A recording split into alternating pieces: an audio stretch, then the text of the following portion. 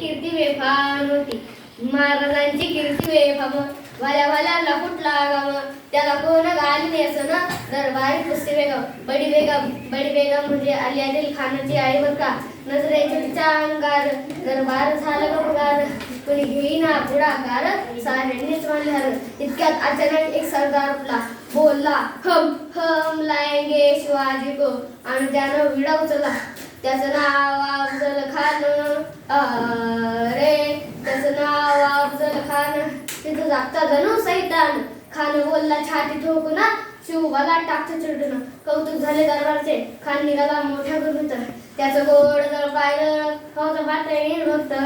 अंगी दहातीचं बळ, पाहणारा कापे चळचळ. प्रतापगडावर आमने सामने भेटीचा सांगावा खानानं हसत हसत कबूल केला. खानाच्या भेटीसाठी महाराजांना एक शानदार शाम्यानं उभारला होता. आणि त्या शाम्यात खान डौलत डुलत आला. सैदवांड त्याच्या संगतीला.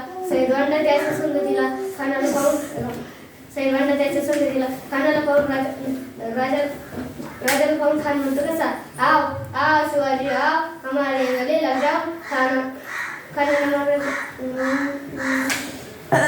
खानाला महाराजाला आलिंगन दिलं आणि लगा केला. खानाला अभिमान मानला. कट्टारीचा वात्यानं केला. खानाचा अर्थ उभा गेला.